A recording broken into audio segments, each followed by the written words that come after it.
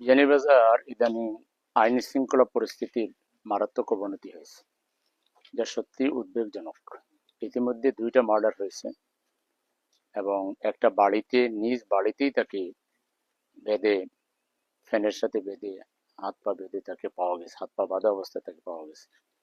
আরেকটা তার বাড়ির পাশেই একজন সিএনজি চালক ভাই, তারও পা বাঁধা অবস্থায় পাওয়া গেছে। তো যেটাই হোক, ঘটনা যাই ঘটুক, মানুষ খুনের এই যে অবস্থা, এই যে মিছিল, এটা বন্ধ করতে হবে। আইন শৃঙ্খলা পরিস্থিতি উন্নতি করার জন্য এখানকার প্রশাসনকে কঠোর হইতে হবে এবং যে কোনো মূল্যে জনমনে যে উদ্বেগ তৈরি হয়েছে এটা নিরসন করতে হবে। পাশাপাশি এর বাইরেও আমি দেখতেছি যে কোনো কারণে মানুষ মানুষের গায়ে হাত তুলে ফেলতেছে এবং যে কোনো কারণে দেখা যাচ্ছে একজন আরেকজনের দিকে ছুটে যাচ্ছে।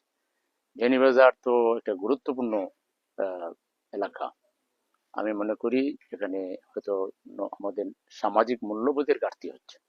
পারিবারিক শিক্ষা, নৈতিক শিক্ষার প্রচার এবং প্রসার আর ঘটাতে হবে।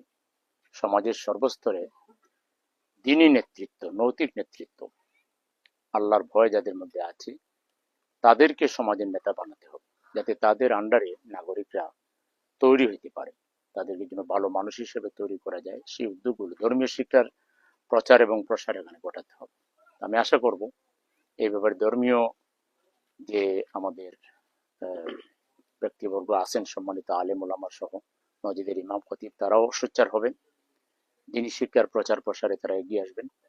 আর অন্যদিকে প্রশাসন এবং রাজনৈতিক মহল, সামাজিক মহল, সবাইকে একটা সামাজিক বন্ধন তৈরি করার ক্ষেত্রে যে কোনো ঘটনা ঘটলে যে আগে খুন করে ফেলতে হবে, এটা তো সামাজিক সালিশের মাধ্যমে সমাধান করা যায়।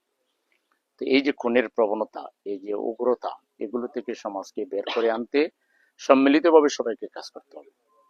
আমি সিলেটের প্রশাসনকে দৃষ্টি আকর্ষণ করছি, অনতিবিলম্বে বিয়ানীবাজারে সংঘটিত বিভিন্ন ঘটনাগুলো তদন্ত করে সুষ্ঠু তদন্তের মাধ্যমে উপযুক্ত বিচার এবং কার্যকরী পদক্ষেপ নেওয়ার জন্য আমি আহ্বান